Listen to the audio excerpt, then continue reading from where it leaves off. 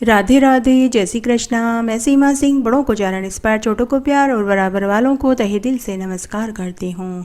अब हम सावन मास के महात्म्य का 13वां अध्याय सुनेंगे। अगर आपका कोई भी अध्याय सुनने से छूट गया है तो डिस्क्रिप्शन बॉक्स में मैं उसका लिंक छोड़ दूँगी। आप वहाँ से अपना छूटा हुआ अध्याय सुनकर पुण्य लाभ कमा सकते हैं।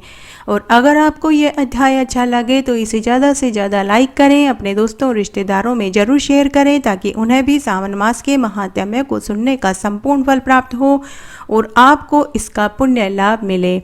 और हमेशा की तरह आपसे एक करुण रिक्वेस्ट है कि अगर अभी तक आपने मेरे चैनल को सब्सक्राइब नहीं किया है तो कृपया मेरे चैनल को सब्सक्राइब करें ताकि मेरा आगे आने वाला वीडियो सबसे पहले आपको मिले। धन्यवाद। आइए अब हम सावन मास के महात्म्य का 13वां अध्याय सुनते हैं। आज 26 जुलाई को मासिक शिवरात्रि अर्थात सावन शिव चतुर्दशी सावन शिवरात्रि है।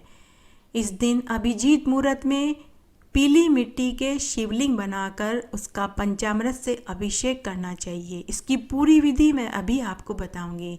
सबसे पहले पीली मिट्टी के शिवलिंग अंगूठे के आकार जितना बनावें, इससे बड़ा और इससे छोटा न बनावें।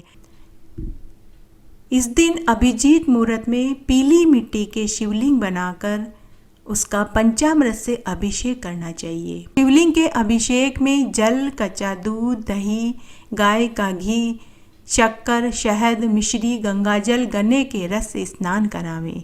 अभिषेक के बाद वीलपत्र, समीपत्र, धतूरा, आंकड़े का फूल, कुशा, दुर्वा, पान, 5 सुपारी अर्पित करें। घी का दीपक जलावें।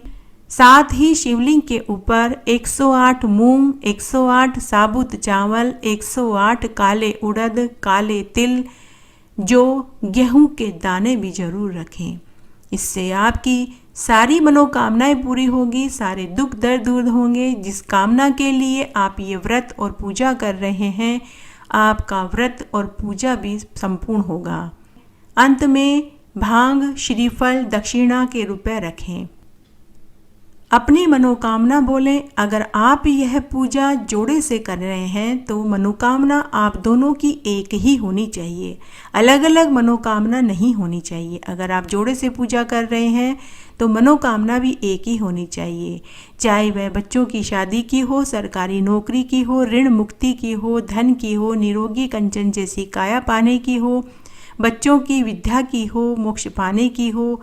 जो भी कामना हो वह पति पत्नी की एक ही होनी चाहिए, क्योंकि अगर कामना एक रहेगी तो फल तुरंत और जल्दी मिलता है, चमत्कारी रूप से पूजा का फल मिलता है। उसके बाद संकल्प लेवें। संकल्प में हाथ में जल, पुष्प, रोड़ी और चावल लेवें और बोले, आसो मासो तमासो, मैं घर की धरानी, बेटा बेटी की माँ, भाई की बहन, दोहिता दोहिती की नानी। जो मनोकामना आप बोल रहे हैं उस मनोकामना को बोलें और उस दिन की तिथि बोलें। जैसे आज जो तिथि है, जैसे 26 जुलाई मंगलवार शिवरात्रि को मैं ये पूजा कर रही हूँ। हे महादेव जी, मेरी यह पूजा स्वीकार हो और मेरी मन्नत पूरी हो। इस तरह शिवलिंग की पूजा करें। उसके बाद इस शिवलिंग को संध्या के समय विसर्जित करना है।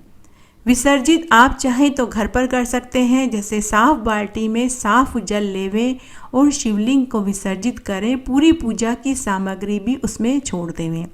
अगर आप पवित्र नदी, कुएं, तालाब पर जाकर शिवलिंग का विसर्जन कर रहे हैं तो पूजा की सारी सामग्री लेकर जाएं और शिवलिंग को वहां विसर्जित कर देवें। ऐसा करने से मनुष्य की सभी मनोकामनाएं जरूर पूरी होती है। सावन मास की 14 तिथि शिवरात्रि, शिव चतुर्दशी सबसे अधिक महत्वपूर्ण होती है। इस दिन पूजा, व्रत, दान, पुण्य करने का अक्षय फल मिलता है।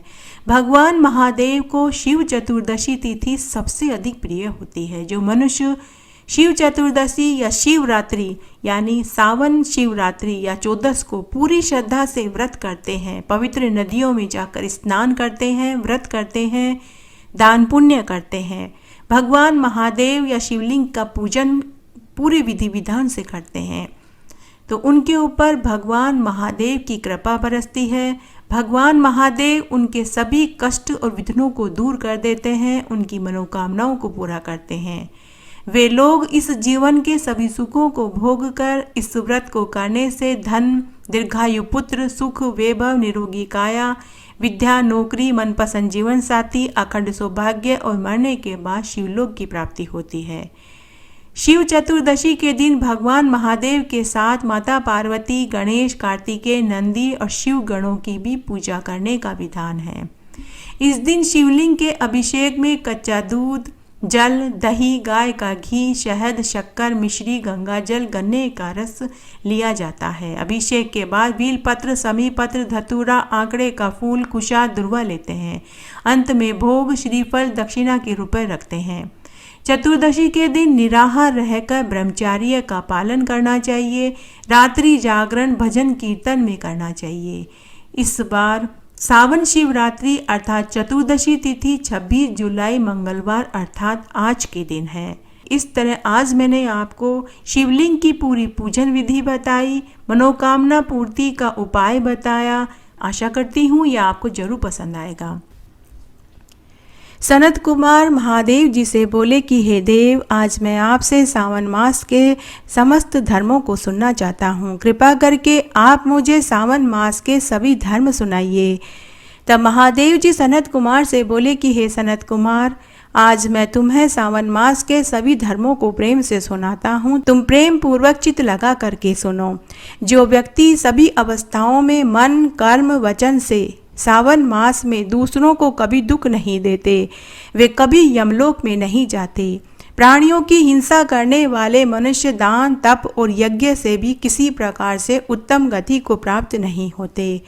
सभी ऋषि मुनि भी यहाँ तक कहते हैं कि अहिंसा ही सबसे बड़ा धर्म, तप और दान है। दयालु मनुष्य प्राय मच्छर, खटमल, कीड़ी और छोटे से छोटे प्राणी की भी रक्षा करते हैं। ऐसे सद्पुरुष कभी भी नरक की यातना के दुख को नहीं देखते। जो मनुष्य अपने भोजन के लिए जल थल के प्राणियों को मारते हैं, वे काल सूत्र नामक नरक में दुख भोगते हैं। जो अपने माँ का भोजन तथा पीप लहू जल के समान पीते हैं, तो ऐसे पुरुष नरक में औंधे मुंह डाले जाते हैं। उन्हें विषैले कीटाणु काटते रहते हैं। वे अंधेरे में एक दूसरे के ऊपर घातक प्रहार करते हैं। ऐसे पुरुष कई कल्पों तक नरक की पीड़ा को भोगते हैं। जो मनुष्य दूसरों को सुखी देखकर दुखी होता है, अपने मन में तरह तरह के उसे गालियां देता है, ऐसे पुरुष नरक में कई कल्पों तक क्रूर सैकड़ों योनियों तक दुख पाते हैं। उनका दूसरा जन्म जन्मांध, दरिद्र, अंगहीन जन्म को पाते हैं। दोनों लोकों में सुख चाहने वाले मनुष्य को मन, कर्म, वचन से दूसरे से कभी द्रोह नहीं रखना चाहिए, क्योंकि हिंसक लोगों को दोनों लोकों में सुख नहीं मिलता। जो किसी प्राणी की हत्या नहीं करते, उनको डर नहीं रहता। जिस तरह सीधी और टेढ़ी बहने वाली नदियां समुद्र में मिल जाती है, उसी प्रकार से सावन मास में धर्मों का पालन करने वाला, अहिंसा में रहने वाला व्यक्ति हमेशा स्वर्ग को ही पाता है। हे सनत कुमार, जिसने प्राणियों को अभय मंत्र दिया, वह सब तीर्थ में नहा चुका है, सब यज्ञों को वह पा चुका है, ऐसा माना जाता है। हे सनत कुमार, जो मनुष्य सावन मास में शास्त्रोक्त धर्म का पालन करते हैं, वे यमलोक में नहीं जाते। उनको मरते समय की पीड़ा नहीं उठानी पड़ती। वे मनुष्य आवागमन के चक्र से मुक्त हो जाते हैं। ब्रह्मचारी, गृहस्थ, वानप्रस्थ, यति सभी अपने अपने धर्म में विलीन होकर स्वर्ग में निवास पाते हैं। जो सदैव दूसरों पर दया करते हैं, दान पुण्य करते हैं, दूसरों के सुख को देखकर दुखी नहीं होते, अपने मन में डाह नहीं रखते, वे कभी यमलोक में नहीं जाते। वे ब्रह्मचारी वेद पाठी कहलाते हैं। उन्हें अग्निहोत्र यज्ञ करने जितना फल मिलता है। वे स्वर्ग का सुख पाते हैं। दीन वचन न बोलने वाले शूरवीर जो शत्रुओं से लड़ाई में मरते हैं, प्राय उनका पत सूर्य लोक होता है। हे सनत कुमार, लंगड़े, लूले, बाल, वृद्ध, अनाथ, शरणार्थी, ब्राह्मण, गरीबों का पालन पोषण करने वाले सदैव मेरे लोक में निवास करते हैं। वे आवागमन के कुचक्र से निकल जाते हैं। हे सनत कुमार, जो मनुष्य कीचड़ में पड़ी हुई गाय की रक्षा करते हैं, ऋषि ब्राह्मणों का कल्याण करते हैं, गाय को हरा चारा खिलाते हैं, बैल की पीठ पर वजन नहीं चढ़ाते, वे स्वर्ग के वासी होते हैं। हे सनत कुमार, जो मनुष्य अपने जीवन काल में बावड़ी, कुआं, तालाब, प्याऊ आदि बनवाते हैं, उस जल में सभी पशु, पक्षी, जीव जनावर पानी पीकर अपनी प्यास बुझाते हैं, उन्हें राजसूय और अश्वमेघ करने जितना फल मिल जाता है। उनको कभी यमलोक के दर्शन नहीं होते। ऐसे पुरुषों की 7 पीढ़ियां हमेशा स्वर्ग में वास करती है। हे सनत कुमार, जो मनुष्य अपने जीवन काल में पीपल, नीम, बरगद, केत, बेल का 1-1, आंवले के 3, आम के 5 पेड़ लगवाते हैं, उनको कभी नरक का दुख नहीं देखना पड़ता।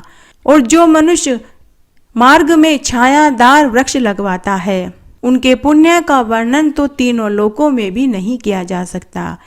और जो मनुष्य मार्ग में लगे हुए छायादार वृक्षों को कटवाते हैं, वे रोरव नरक के वासी होते हैं। हे सनत कुमार, जिस घर में तुलसी का वन होता है, वह घर किसी तीर्थ के समान ही माना जाता है। वहाँ यमदूत कभी निवास नहीं करते।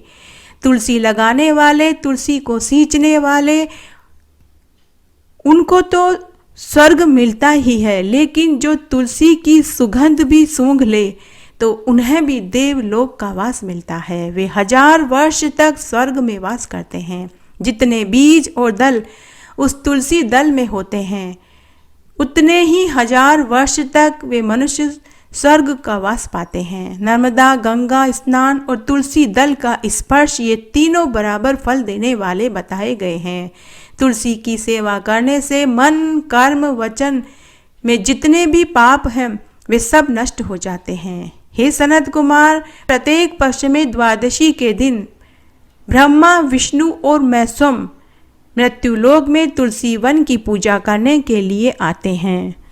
रत्न, सोना, फूल, मोती के हार के दान से 16वां गुना दान तुलसी पत्र का करने से ही मिल जाता है। जो फल 1000 आम और 100 पीपल का वृक्ष लगाने से मिलता है, वही फल तुलसी के एक पौधे को लगाने से ही मिल जाता है।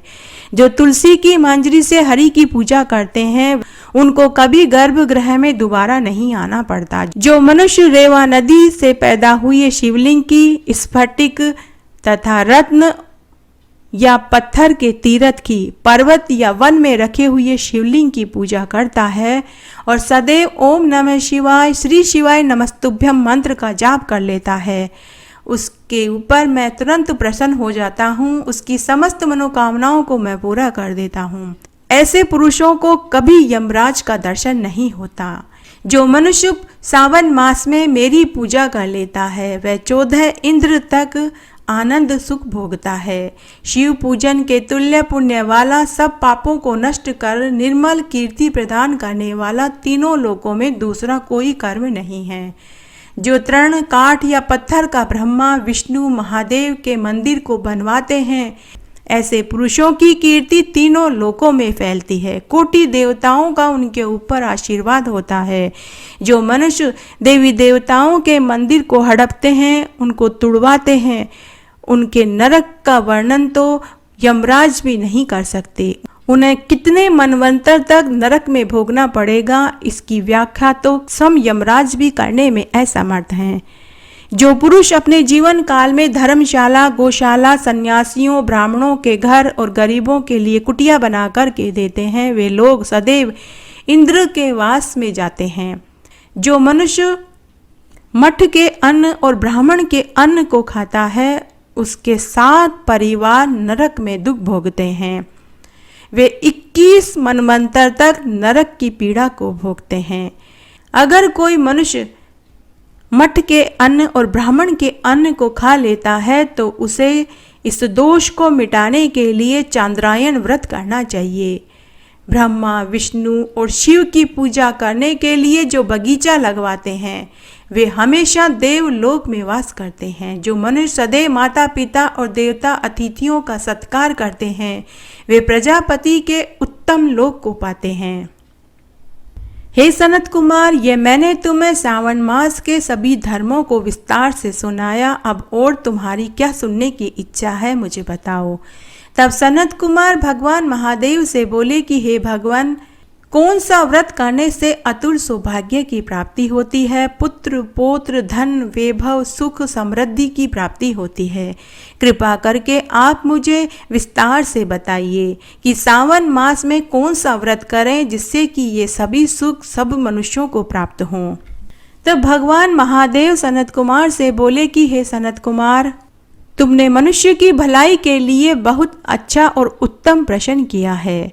तीनों लोकों में प्रसिद्धि देने वाला दुर्वा गणपति का व्रत है। यह व्रत सरस्वती जी, इंद्र, विष्णु, कुबेर और अनेक मुनियों, देवताओं, किन्नरों और गंधर्वों ने भी किया था।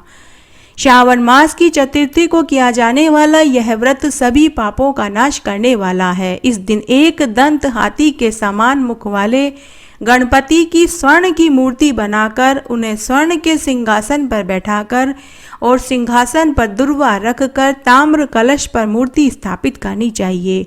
लाल वस्त्र पर सर्वतोभद्र मंडल बनाकर उस पर कलश स्थापित करें।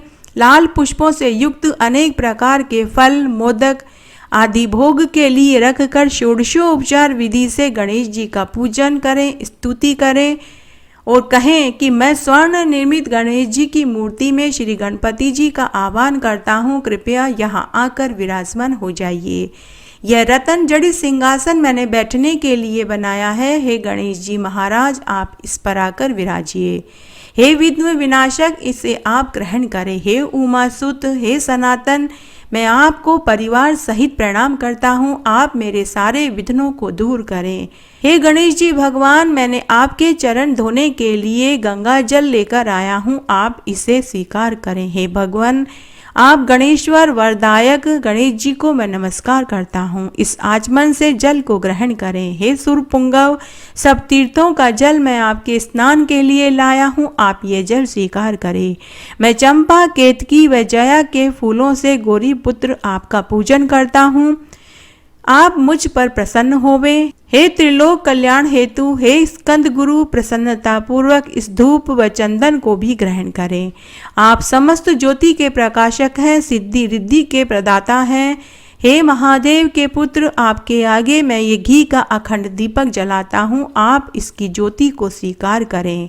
हे गणेश जी भगवान, मैं आपको मेरे परिवार सहित प्रणाम करता हूँ। उसके पश्चात गणाना हंतवा इस मंत्र से मोदक और अन्य भोजन सामग्री नैवेद्य के रूप में गणेश जी को अर्पित करें।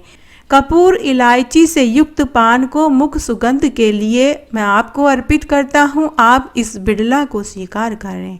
हिरण्यगर्भ में स्थित स्वर्ण बीज दक्षिणा के रूप में देता हूँ, यह नारियल और दक्षिणा आप स्वीकार करें और मुझे और मेरे परिवार को शांति प्रदान करें।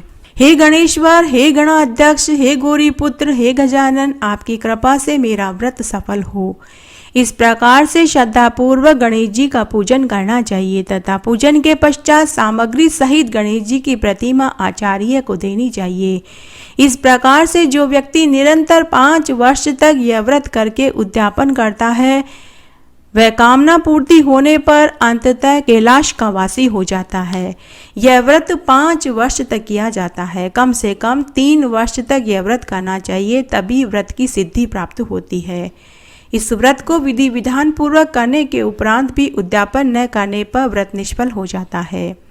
उद्यापन के दिन जल में तिल डालकर स्नान करना चाहिए। 4 तोला, 2 तोला, 1 तोला सोने के गणेश जी की मूर्ति बनाकर पंचगव्य से स्नान करावें, फिर दुर्वा से पूजा करनी चाहिए। श्रद्धापूर्वक गणेश जी के 10 नामों का मंत्रों के रूप में जाप करना चाहिए और बोलना चाहिए, हे गणाधीश, हे उमापुत्र, हे अधनाशक, हे विनायक, हे ईश पुत्र, हे सर्व सिद्धि प्रदायक, हे इम वक्र, हे मूषक वाहन, हे गजानन, हे कुमार गुरु, आपको मैं परिवार सहित प्रणाम करता हूँ। पहले दिन अधिवासन तथा दूसरे दिन प्रातःकाल हवन करें। ग्रह होम के बाद मुख्य हवन दुर्वा मोदक से करें। उसके बाद दूध देने वाली गाय बछड़ा सहित ब्राह्मण को दान में देवें। इस प्रकार विधि विधान से व्रत करने से मनुष्य की सभी मनोकामनाएं पूरी होती है। भगवान महादेव ने सनत कुमार से कहा कि हे सनत कुमार, मेरे पुत्र के समान प्रिय इस व्रत को करने वाला पृथ्वी के सारे सुखों को भोग कर मरने के बाद उत्तम गति को प्राप्त होता है। जिस प्रकार शाखा व उपशाखाओं में दुर्वा बढ़ती है, उसी प्रकार इस दुर्वा गणपति व्रत को करने वाले का वंश बढ़ता है। इस अध्याय में आज मैं आपको सावन मास की एक पौराणिक और सच्ची कहानी सुनाने जा रही हूँ। आइए अब हम सावन मास की एक सच्ची कहानी सुनते हैं। एक बार बहुत छोटा सा नगर था। उस नगर में एक राजा अपनी रानी के साथ रहता था। वह राजा बड़ा ही धार्मिक प्रवृत्ति का था। राजा रानी बड़े ही दयालु, दान प्रिय और प्रजा के रक्षक थे। राजा अपनी प्रजा का पालन अपने पुत्र के समान ही करता था। राजा के राज्य में कोई प्राकृतिक आपदा भी नहीं थी। पूरी प्रजा सुखमय जीवन बिता रही थी। राजा अपनी प्रजा के रक्षा में किसी प्रकार की कोई कोर कसर नहीं रखता था। आए दिन राजा अनेक प्रकार के यज्ञ, हवन, पूजा पाठ भी करवाता रहता था। राजा गरीबों, निसहायों व योग्य पंडितों को अन्न, वस्त्र, रुपया दान देता रहता था। इतने योग्य प्रतापी राजा रानी को फिर भी एक महान कष्ट भोगना पड़ रहा था। उनकी शादी को कई बरस बीत गए, लेकिन उन्हें औलाद सुख प्राप्त नहीं हुआ। तब एक दिन की बात है, राजा रानी का मन हुआ कि हम जोड़े से सावन मास का स्नान और व्रत करें। तब राजा के राजपुरोहित ने कहा कि हे महाराज, आपका यह सोचना बहुत अच्छा है। आप सावन मास में स्नान और व्रत के साथ सावन मास के महात्म्य कथा कहानियों को भी जरूर सुने। इससे महादेव जी के साथ माता पार्वती जी की भी कृपा आपके ऊपर बरसेगी। आपको जरूर औलाद सुख की प्राप्ति होगी। जब सावन मास लगा तो राजा रानी ने सुबह सूर्य उदय से पहले उठकर स्नान किया और व्रत का संकल्प लिया। और राजा रानी को सावन मास के महात्म्य को सुनाने के लिए उसी नगर का एक योग्य पंडित महल में आने लगा। राजा रानी सावन मास के महात्म्य और कथा कहानियों को सुनते। महल के जिस कक्ष में पंडित जी राजा रानी को सावन मास का महात्म्य और कथा कहानी सुनाते, वहीं पर एक सोने के पिंजरे में एक तोता और एक तोती भी कथा कहानी सुन रहे होते थे। कथा कहानी सुनने के बाद राजा रानी पंडित जी को प्रणाम करके पंडित जी के भोजन की व्यवस्था करने के लिए महल में अंदर चले जाते थे। तब पंडित जी अकेले बैठे बैठे बोलते, राम राम बोलो और 84 के बंधन से मुक्त हो लो। राम राम बोलो और 84 के बंधन से मुक्त हो लो। तभी वह तोता तोती बोलते, झूठ झूठ सब झूठ। इस तरह 3-4 दिन तक पंडित जी वहाँ महल में सावन मास के महात्म्य को राजा रानी को सुनाने के लिए जाते। राजा रानी महात्म्य सुनने के बाद महल में चले जाते। तब पंडित जी रोज एक ही बात बोलते कि राम राम बोलो और 84 के बंधन से मुक्त हो लो। तो रोज तोता तोती एक ही बात बोलते कि झूठ झूठ सब झूठ। तब एक दिन पंडित जी से रहा नहीं गया। पंडित जी अपने गुरुजी के आश्रम में गए और उन्हें पूरी बात बताई। तब गुरुजी ने कहा कि कल जब तुम राजा रानी को महल में सावन मास का महात्म्य सुनाने के लिए जाओ तो मैं भी तुम्हारे साथ महल में चलूँगा और मैं खुद अपनी आँखों से यह नज़ारा देखूँगा। तब अगले दिन पंडित जी अपने गुरुजी को लेकर राजा रानी को महल में सावन मास का महात्म्य सुनाने के लिए पहुँचे। तब पंडित जी ने राजा रानी से कहा कि ये मेरे गुरुजी हैं। राजा रानी गुरुजी से मिलकर बहुत खुश हुए। राजा रानी ने गुरुजी का खूब आदर सत्कार किया और उन्हें बैठने के लिए आसन दिया। छोटे वाले पंडित जी राजा रानी को सावन मास का महात्म्य सुनाने लगे। सावन मास का महात्म्य सुनने के बाद हमेशा की तरह राजा रानी महल में चले गए। उस स्थान पर केवल गुरुजी और वह पंडित जी रह गए और वह सोने के पिंजरे में तोता तोती रह गए। तब पंडित जी हमेशा की तरह बोले, राम राम बोलो और 84 के बंधन से मुक्त हो लो। तभी पिंजरे में बैठे हुए तोता तोती बोले कि झूठ झूठ सब झूठ। तब गुरुजी ने तोता तोती की बात सुनी। तब गुरुजी ने तोता तोती से पूछा कि तुम ऐसा क्यों बोलते हो। तब तोता मनुष्य की वाणी में बोला कि गुरुजी, राम राम बोलने से बंधन से मुक्ति नहीं मिलती बल्कि आज़ादी छिन जाती है। गुरुजी ने तोते से कहा कि पूरी सच्चाई बताओ, मैं तुम्हारी सच्चाई सुनना चाहता हूँ। तब तोता बोला कि गुरुजी, पहले हम दोनों स्वच्छंद आकाश में विचरण करते थे। जहाँ इच्छा होती थी उस पेड़ पर बैठते, फल खाते, नदी का पानी पीते और फिर ऊंची उड़ान भरते थे और जहाँ चाहते हम रात्रि बिताते थे। तब हम राम राम नहीं बोलते थे, हम बहुत खुश थे। परंतु एक बार एक शिकारी की नज़र हम दोनों पर पड़ गई।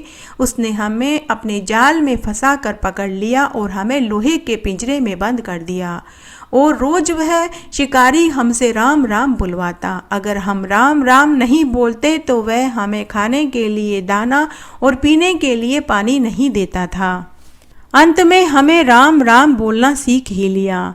इस तरह जब हमने अच्छे से राम राम बोलना सीख लिया तो उस शिकारी ने हमें बहुत अच्छे दामों में एक व्यापारी को बेच दिया। उस व्यापारी ने हमको लोहे के पिंजरे में से निकाल कर चांदी के पिंजरे में डाल दिया। अब वह व्यापारी भी रोज हमसे राम राम बुलवाता। फिर एक दिन उस व्यापारी ने और अच्छी कीमत में राजा रानी को हमें बेच दिया।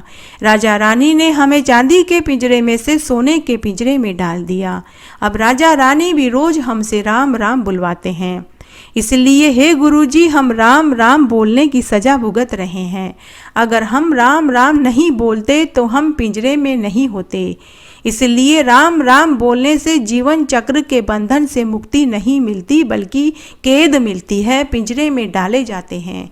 इसलिए पंडित जी जब भी बोलते हैं कि राम राम बोलो 84 के बंधन से मुक्त हो लो, तो यह बात झूठ है। तब पंडित जी और गुरु जी को पूरी सच्चाई मालूम हुई। तब गुरु जी ने अपने शिष्य के कान में कुछ कहा।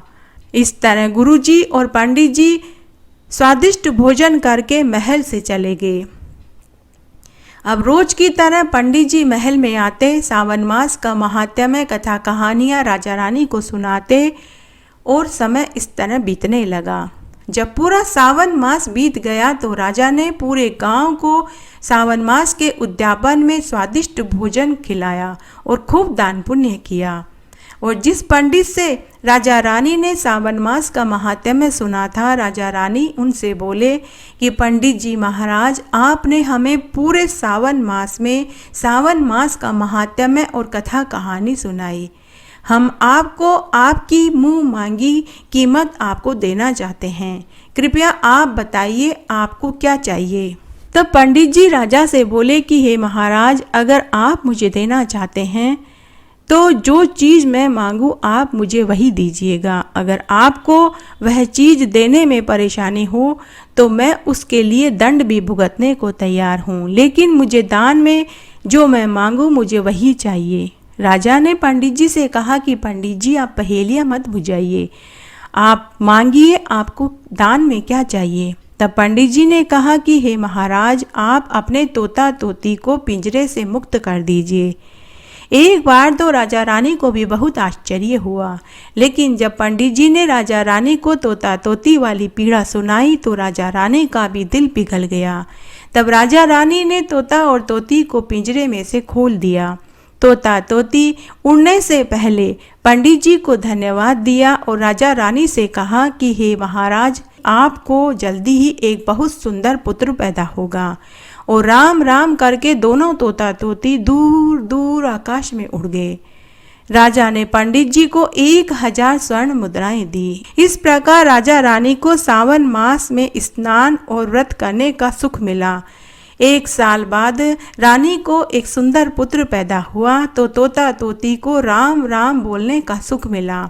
इसलिए कहते हैं कि इंसान चाहे कितने ही धार्मिक ग्रंथ वेद क्यों नहीं पढ़ ले, लेकिन सच्चा मार्ग तो सद्गुरु ही दिखाते हैं। इस प्रकार आज मैंने आपको सावन मास के महात्म्य का 13वां अध्याय सुनाया। मेरे साथ बने रहने के लिए आपका धन्यवाद। आगे की कथा कहानी के लिए भी आप इसी तरह मेरे साथ बने रहें। धन्यवाद।